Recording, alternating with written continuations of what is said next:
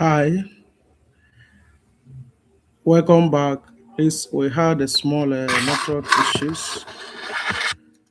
Welcome back. I'm sure you can hear me clearly. Yes, thank you. Thank you for um, staying back. Thank you. Thank you. Thank you. I'm sure you can hear me or see me clearly. All right.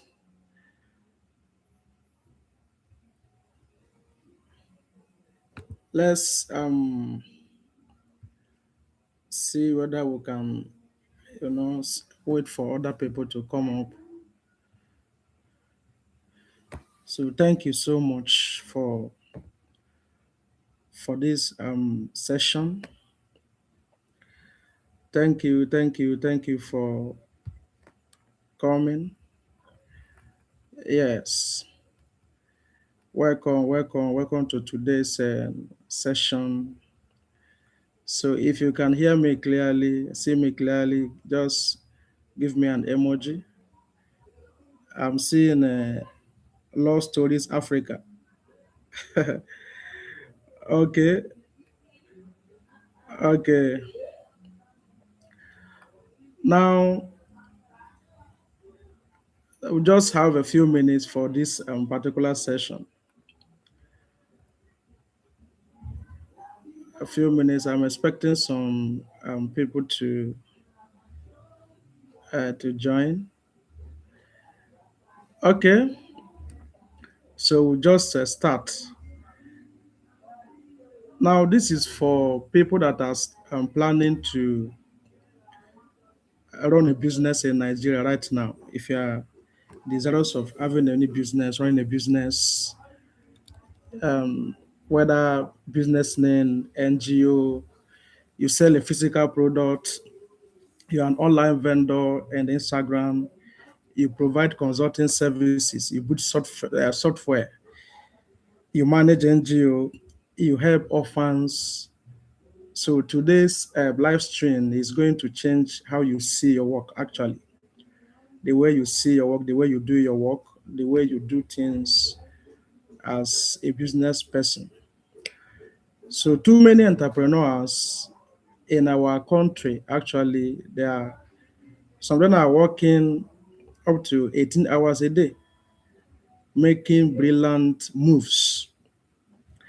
Yes, but some are actually building their empire in a quicksand, in a shallow ground. Yes, without looking at some basic things or requirements from the law. Now, legally, um, if your business is not protected, it's not registered, you are just doing business and you in the name of you want to make money, you are just there. Your business is just there, but you don't have legal protection. There is no law backing your business up. You are just there doing it. So that business can actually get you into trouble. So when there is any issue that comes up tomorrow. So I was in court sometime when somebody was under the heat of cross-examination. Yes, the person said he's a director of a company. So the court asked him to provide the certificate of incorporation of that particular company. So to everybody's greatest amazement, the company is non-existent. The company does not exist. The company does not exist. So, but they have structures, they have buildings, they even have workers and employees.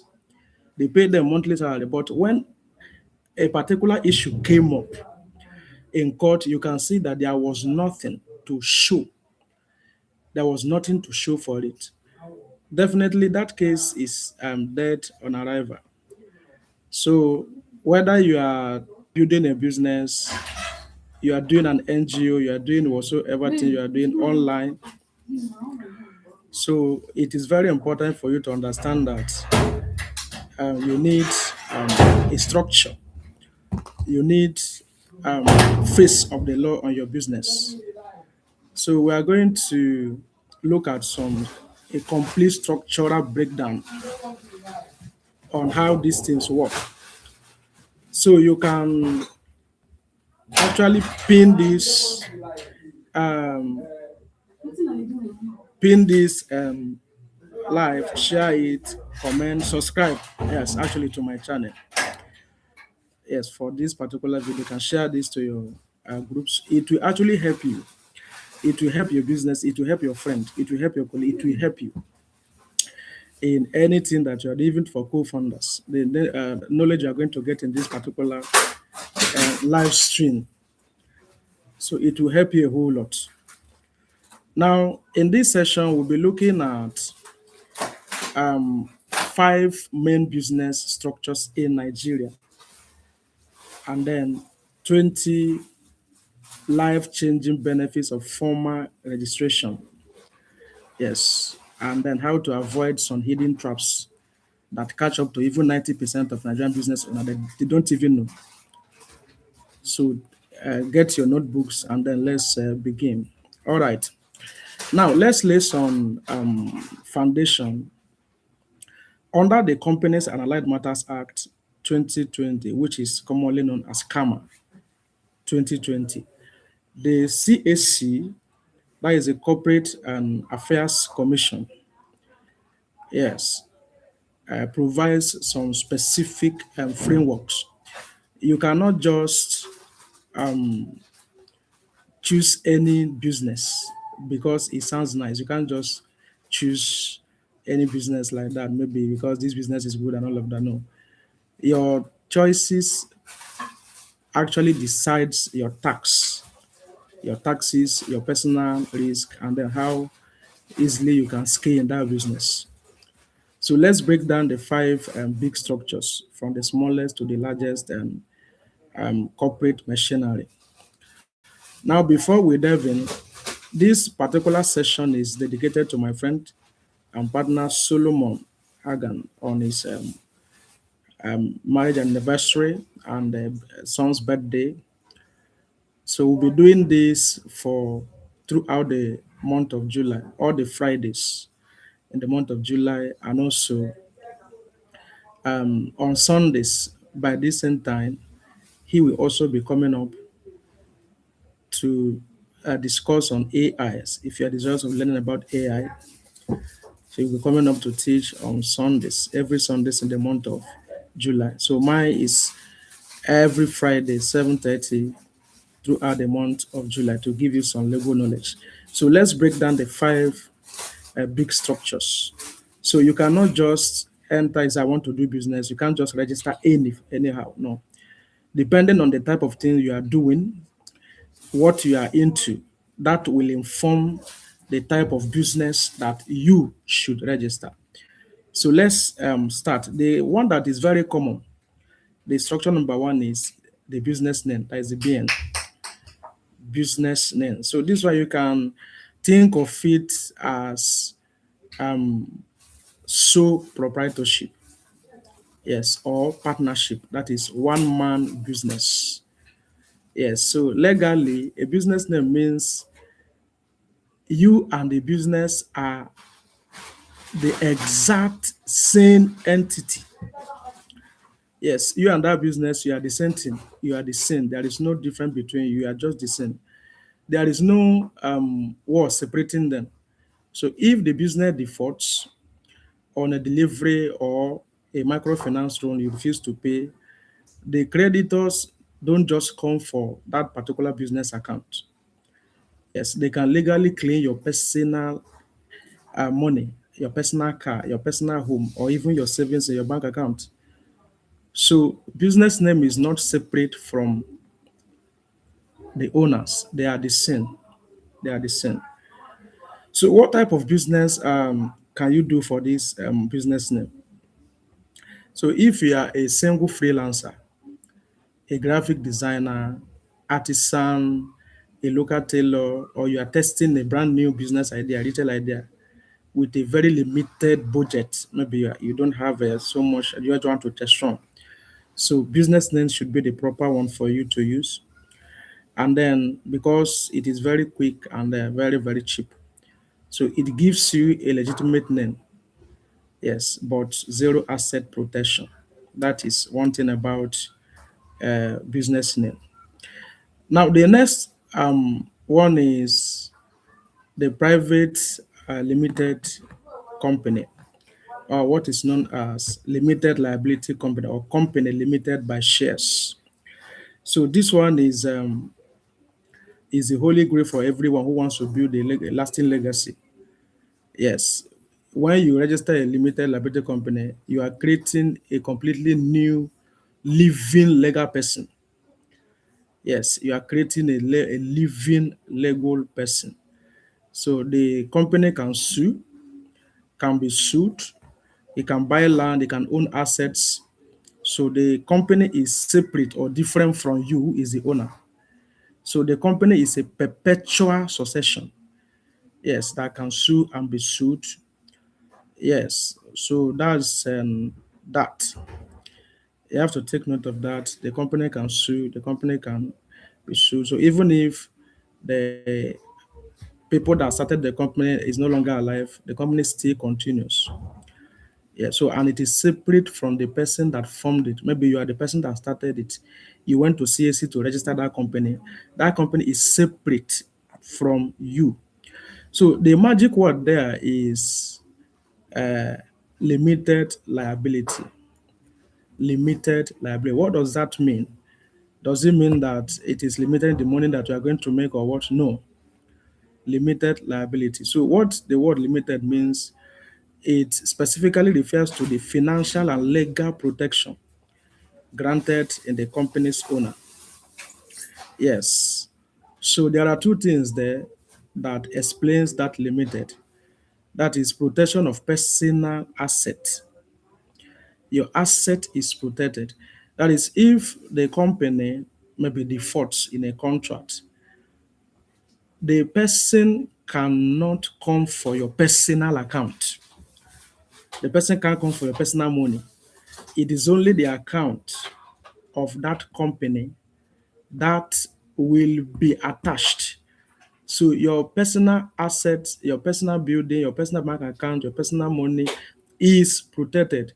It is limited to the money that the company has or owns. So that is the essence of the limited there in that name. So that's that. And then legal separation is the second aspect of the meaning of limited. The company is different from the owners. The company is different from the owner. So you cannot sue the owner and get what you are looking for. You have to sue the company in the company's name. The company can also sue. The company can be sued. So they are a legal personality. So that's on that. Okay. Now, under CAMA, that is the Companies and Allied Matters Act 2020, you no longer need multiple people to form a company. Yes, you don't need plenty people to form a limited liability company. That was what was happening before. But currently now, only one person, a single individual, can be a sole director and a shareholder of a private company limited by share. Just one person can do that. One person, one shareholder, and then one director. Now, who is this preferable for?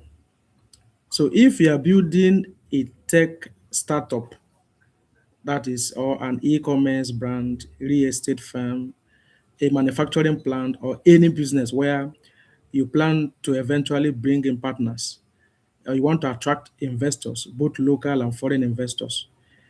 So, or any business where you plan to eventually bring in partners.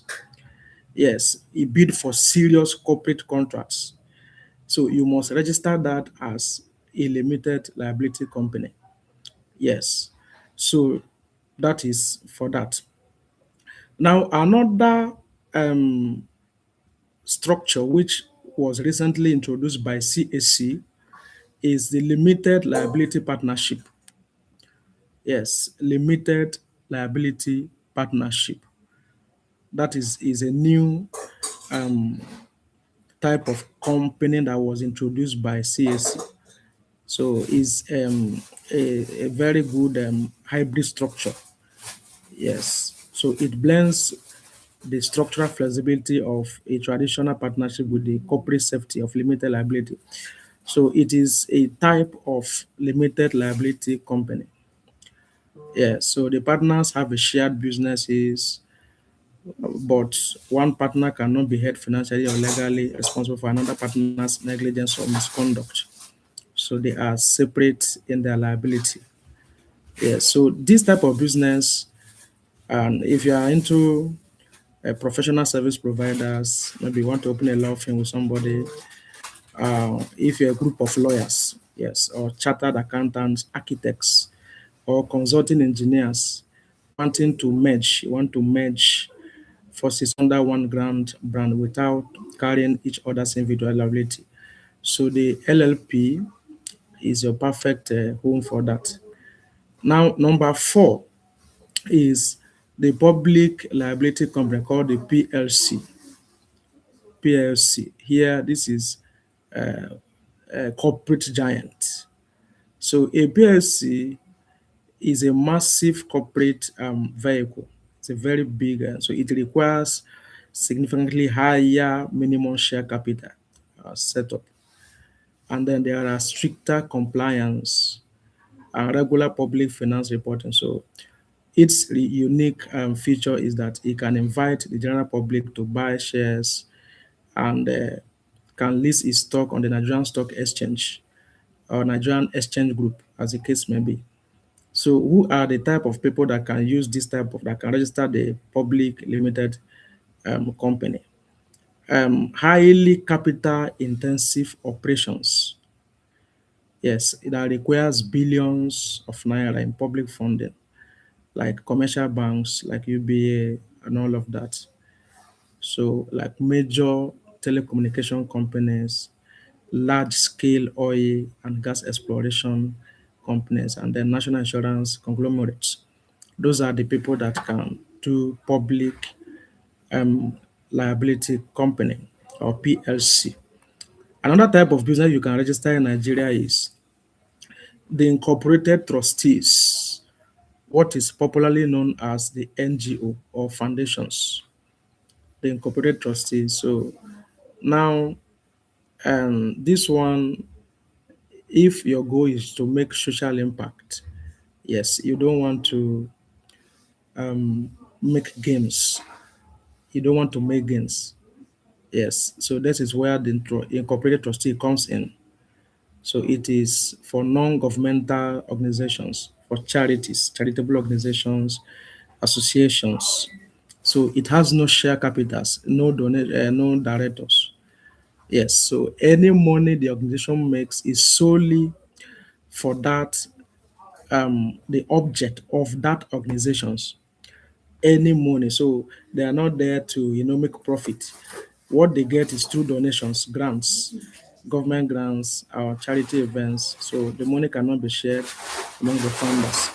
So every single kobo that is generated from an NGO will be used for the object of that particular organization. So preferably, churches are registered under NGO or IT, as the case may be. Mosque, orphanage, humanitarian foundations, community development associations, and university alumni group or groups, as the case may be, yes, will be registered under NGOs. Now we have, before we jump into the 20 benefits for registering your businesses or company.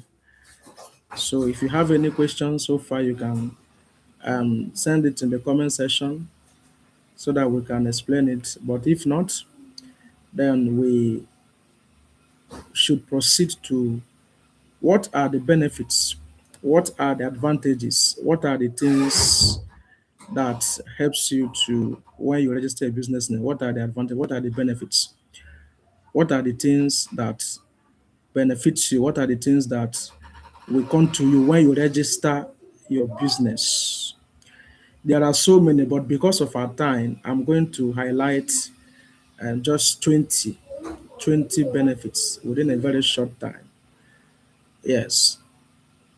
Now, these sessions will be divided into four. Yes, into four. Now, the first quadrant is the legal shield and brand value. Legal shield, like a protection, legal protection, and the brand value. So, the first benefit there under that legal shield and brand value is the creation of a separate legal entity. Yes, when I was um, talking about limited liability company. So the person that formed the company is different or separate from the company. So when you register your brand with the Corporate Affairs Commission or other entities, you are creating a different entity from you. So your company becomes, yeah, an independent and legal entity. So you can sign contracts, you can lease offices, you can buy assets on his own name. Let's use Dangote, for example. Dangote is a company, a group of company. So Dangote is different from Aliko Dangote as a person. So whatsoever thing they are doing it under the Dangote group of company. So even if Dangote grows old today and is no more, the company still continues under that, which is different from sole proprietorship. That if the person dies, the company dies with the person. Yeah, so that is one thing, one benefit. So that is number one benefit, the creation of a separate legal entity. Number two benefit is absolute limited liability protection. Yes, I've already explained that when somebody is suing your company, this is the trick some people use. When somebody is suing your company, maybe the company owes them money, they cannot sue you personally as a director or shareholder or a person of significant control in that company. It is only the company. So if the company account is empty, they cannot come for your own personal account. So they are two different people. So that is one thing. When you register your company, you have a corporate account, your personal money will not be there. So if the company doesn't have money, they can't come for your personal money. They can't come for your personal car. They can't come for your personal building because you are a member of that company. No, they can only come for buildings, monies, assets, properties that has the company's name to it. So you are protected. Absolute liability, limited liability protection. You are protected. That is number two benefit. Now, number three benefit is perpetual succession. What does that mean? Perpetual succession. Now, an unregistered business dies when the owner dies. Yes, if you are doing a business and you did not register it with the CAC, the moment that person dies, that is the end of it. But when you register a company, you register liability partnership, you register an NGO, that company or NGO never dies. That is, it is perpetual succession. Your children can succeed it, or people that are the directors can succeed that company, shareholders. So if a shareholder, someone that is a shareholder in a company, the person dies, for example, their share can be transferred to their heirs, that is to their children or siblings or their family members. So it does not die, continue. That is the meaning of perpetual succession. Yes. So business continues running for generations. That is number three benefit of a company. Number four, complete name protection. Complete name protection. So once the CAC approves and registers your name, your business name, your company, your NGO, it belongs to you exclusively. Yes, no other business in Nigeria can legally use or copy that exact name or steal your customers. It is protected. So number three or five rather is intellectual property foundation.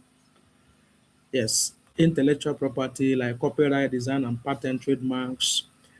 So registration is mandatory first step before you can secure all those official trademarks, those patent and design, your copyrights, your brand logos, and invention. So CAC registration is the first point of call.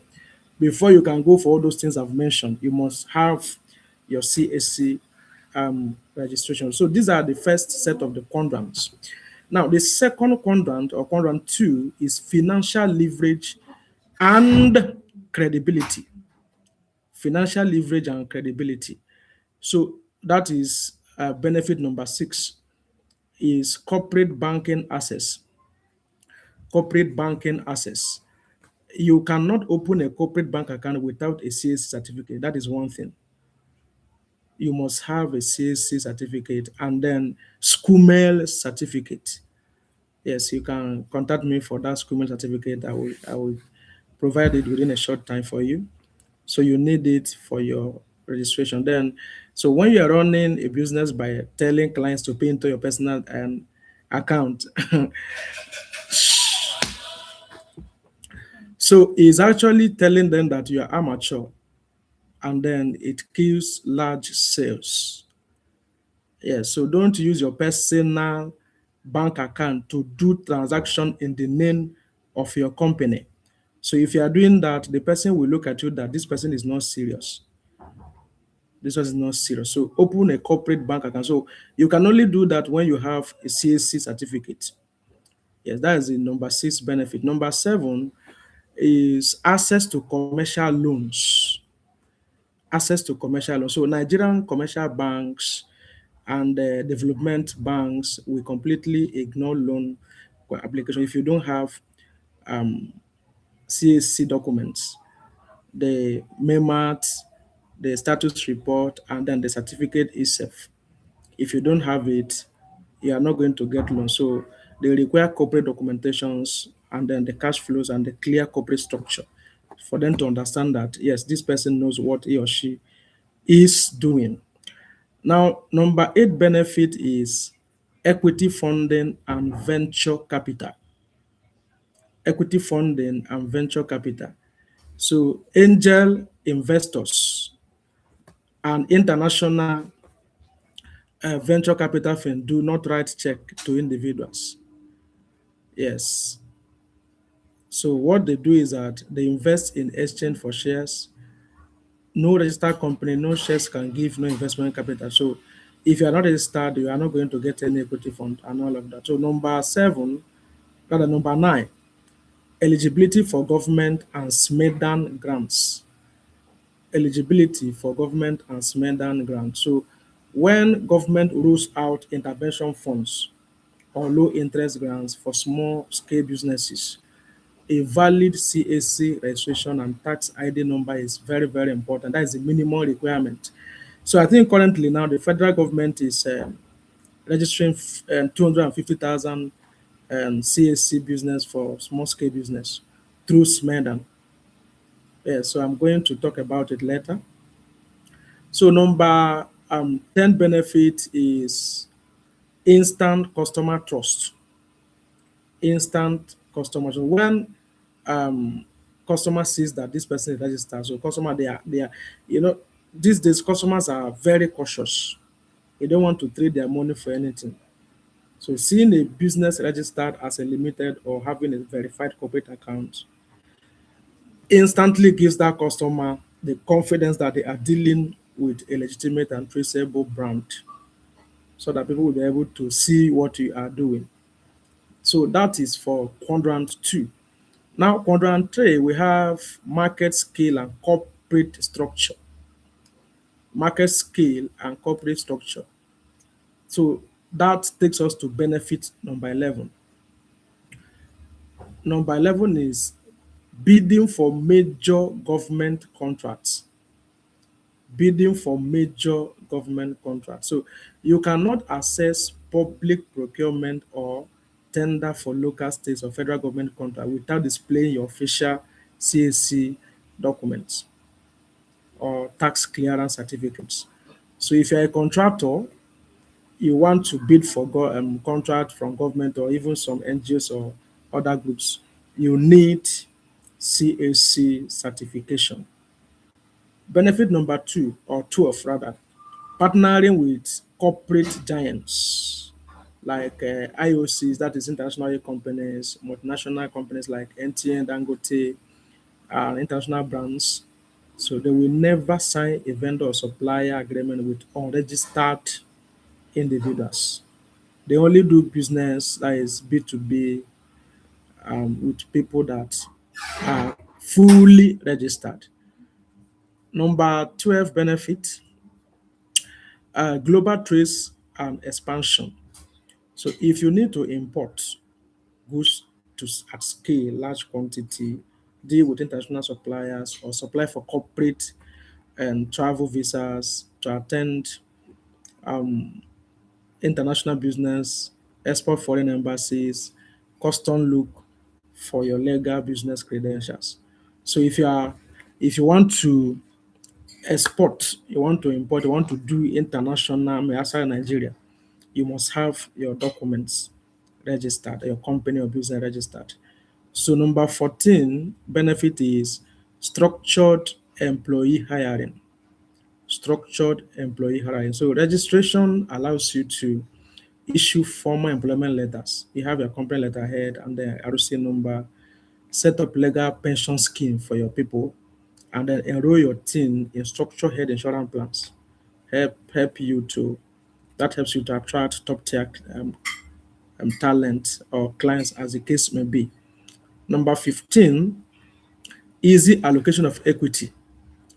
Yes, if you want to bring in brilliant co-founder or give stock options to early dedicated individuals or partners, so you must get your documents ready or registration ready. Number 16, institutional dispute resolution. Institutional dispute resolution. So having formal MEMAT, that is the memorandum and article of association of the company, that is like the constitution of the company. So if you have it, it prevents internal boardroom wars. There is a laid down constitution. So if founders have a disagreement later on, the registered corporate bylaws outline exactly how to resolve the issue, how the partner can safely exit. So you can only get those documents from the Corporate Affairs Commission. Then finally, the last quadrant, quadrant four, specialized packs for NGOs and the non-profits. This one is particularly for NGOs. Now, the reason why you should register NGO or foundation under the incorporated trustees is very, very important. It's for you to make a real impact. Yes. If you look at sole proprietorship or partnership, we have partners or proprietors, as the case may be. Then, if you look at the government limited liability company, we have directors and shareholders. But for incorporated trustees, which is popularly known as NGO in Nigeria, the correct name is Incorporated Trustees or IT. We are talking about trustees. Yes, trustees are the people that are managing that particular organizations. So what are the benefits of registering them? Number one, access to international donor funding. So global giants like the United Nations, the Ford Foundation or Foreign Embassy funds will never give money to an individual personal account for charity. It can never happen.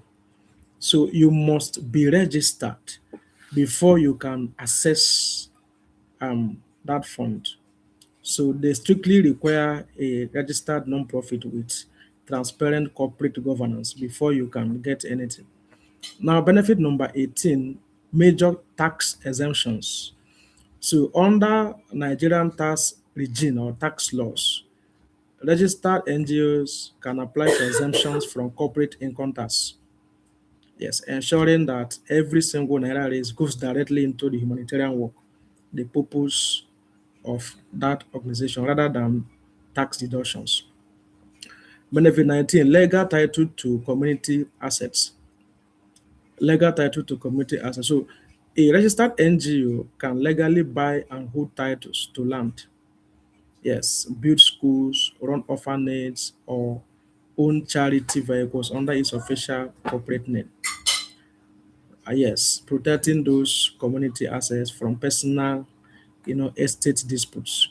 And then finally, benefit number 20, government customs duty waivers.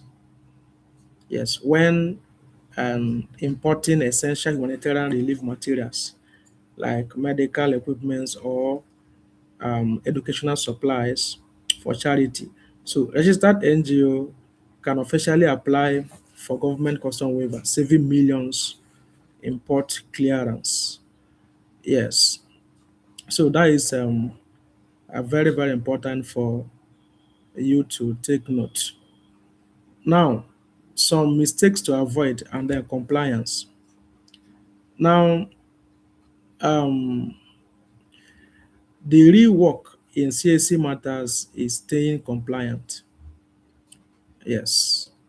So we're going to look at some common mistakes that people used to make um, that may land them into serious trouble or fine. Number one, using fake unaccredited agents because everyone wants a cheap shortcut. People say random individual on social media who promise to deliver CAC certificate in 48 hours. Of course, it is very possible. It's very possible to deliver in 48 hours, especially business names. Yes, but there are conditions attached to that. So you have to go to accredited agents. Many of some of those certificates may not be genuine, so go to accredited agent. You can reach out to me. Yes, and then another thing is completely ignoring annual returns. Many people don't do this. Listen to me closely. Registering your business, your NGO, your company is not a one-time event. That is not the end of it. So every year you are required to file what is called annual returns with the CAC. It's a simple notification to show that the government that your business is still active and alive. Yes. So if you fail to file this, your business status on online portal switches from active to inactive. Of course, some people will want to go and check whether your business is online and is active. So if big corporate partner searches for um, your company name and sees inactive, they will immediately drop you plus the penalties that is accumulated. So if you have already registered your business before and you have not been paying annual returns, start. Yes, you start paying annual returns when that is after 18 months of registration, 1 year and 6 months, you start paying annual returns. So every year you pay your annual returns. It will make your business to be protected and to be active. Then number three, forgetting the post-registration pipeline. So the moment your certificate drops, your next immediate step are to download your TIN, your certificate, open your corporate bank account, and then get your SCUME registration. Yes, don't just hang your certificate on the one and say, I've got it. There are things that you need to do to protect your business. So now, thank you so much. We have covered sufficient grounds in this particular thing. We have covered it, and so just go ahead to subscribe to this channel for more insight. By next Friday by 7:30, I'm going to do a practical guide on how to register a business name from start to finish, starting with creation of account, name reservation, and then the registration proper, how to download your certificate. I'm going to give you a practical guide on how to do that. So if you have any issues, any questions on CAC and registration certificate and all of that, feel free to chat me up in this session. And also, other Fridays, I will also be talking about landlord and tenancy law. So you can check out on my videos. In this channel, you will see videos, my videos there on how to create accounts and CAC and other legal issues. Yes, thank you so much for your time. God bless you.